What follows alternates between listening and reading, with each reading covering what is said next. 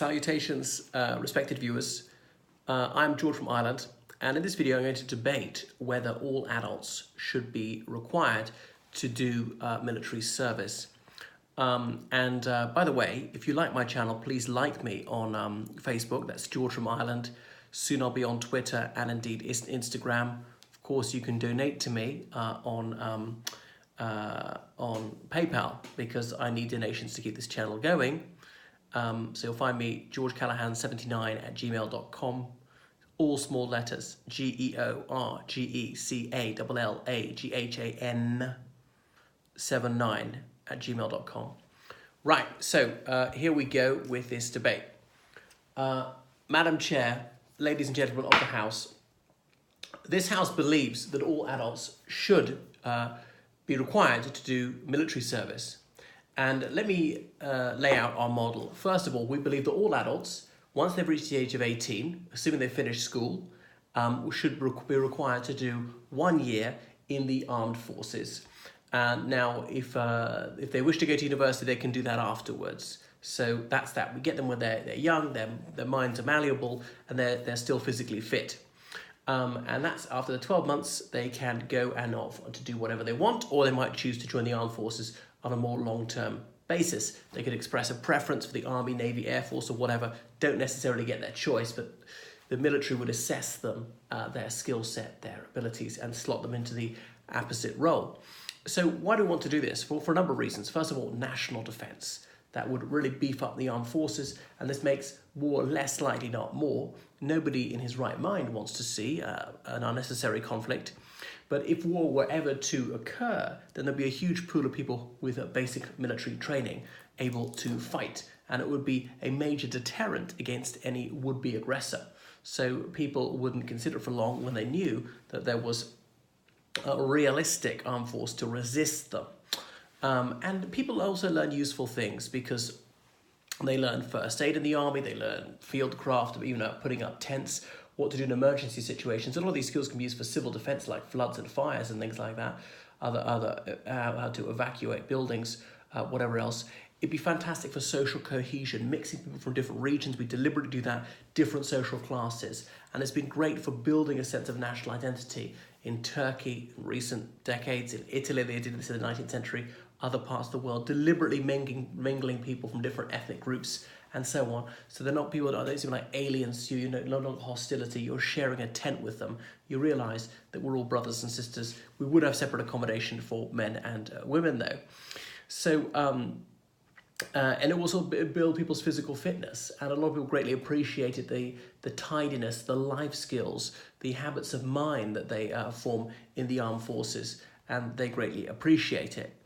This would be for both men and women, and that point is indeed crucial. If a woman is pregnant, obviously she can give birth, to have a year maternity, blah, blah, blah, come back to it later. Those who are physically or mentally incapable of doing this, they would be exempted. Those with a serious criminal record, likewise, they would be excused. And we would allow an opt-out for conscientious objectors. They could do some 2-year civic service, helping in a nurse home, helping in an orphanage, something like that, some government construction project for minimum wage instead. If people refuse to cooperate, even having been offered that conscientious objector status, then they would face criminal sanctions, heavy fines, and eventually prison if they still don't cooperate. It's happened in places like Finland. It's completely compatible with a free society. So, this is something that we urgently need. It has worked very well in many highly civilized and humane countries like Germany in recent years, France, and many places around the globe. So we should bring it back and we'd all be safer and happier. Look at Switzerland. Nobody's attacked them for over 200 years. Small country, with no allies at all, but they avoid foreign entanglements because people know if you attack us, we will fight for every single mountain pass and your casualties will be very heavy indeed, so nobody dares tangle with them. So for the reasons I've already adumbrated, I beg to propose. Now, ladies and gentlemen of the House, here is the case for the opposition. Madam Chair, we strongly oppose this motion. Let me set out our case before picking some holes in the deeply flawed case which was put by the party opposite. Well, the very idea of compulsory military service, when it's not exigent, is invasive of rights. It strikes at the heart of what it means to be a free society. The government ordering you about, forcing you into a particular career and indeed lifestyle. Right? This is not laws that we can't break. These are positive obligations.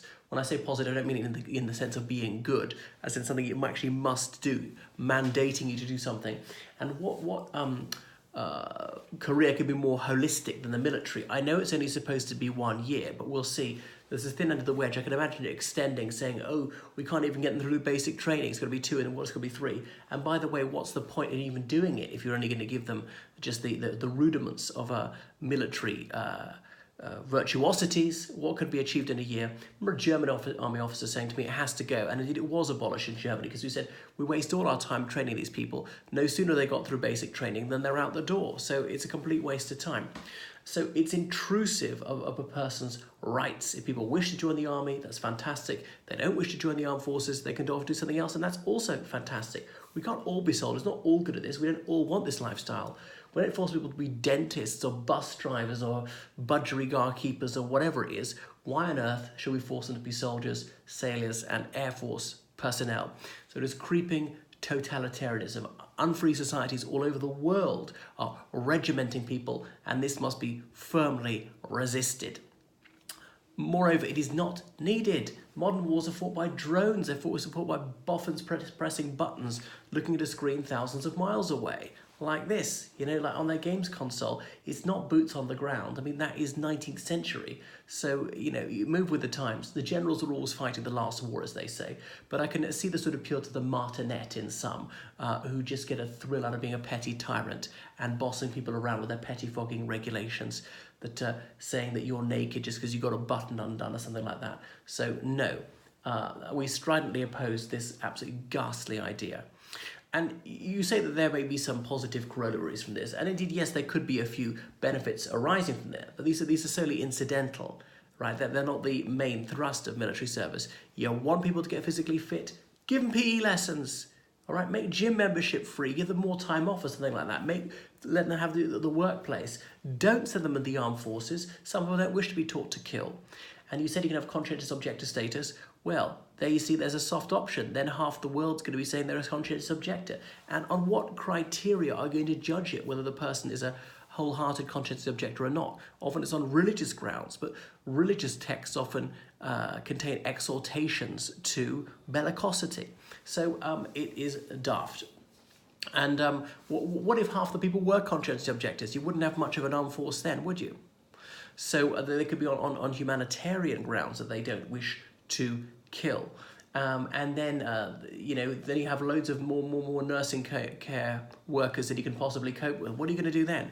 And what if they all down tools and refuse to clean out the bedpans? You're going to stuff the prisons. We're going to be building so many prisons and wasting mind-blowing sums of money incarcerating people. So we don't want these penitentiaries full. It is daft. So it is yet another crazy and completely unwarranted suggestion. Nobody in the top brass is calling for this. So the whole idea of conscientious objectors makes a mockery of it. And yet there was another lacuna in the plan, saying that those with a serious record of criminal offences would be excused. Well, I know we don't want to put a gun into their hands. They're exactly the wrong sort of person to arm. However, as you can imagine, simply to avoid military service, people are going to be committing crimes. It'll cause the crime rate to go up. And they'll be saying, we're having a nice time because we committed crime, and there you are, square bosh bashing, being verbally abused by these beastly drill sergeants. So the world is moving away from conscription. This is really old hat. So move with the times, moves towards more pacific ways of solving international disputes. That's why Germany, one of the countries mentioned, and so many other lands have done away with it. Republic of Ireland, we've not had it since the emergency, that's the Second World War, and more countries are phasing it out. So because it really takes away personal liberty, because it's completely uncalled for, because it has no benefits which couldn't be achieved more effectually through other means, because it will be hugely expensive, because the whole recruitment scheme is completely illogical and sure to be a failure, and because the world is moving away from this doomed and anachronistic scheme, I beg to oppose.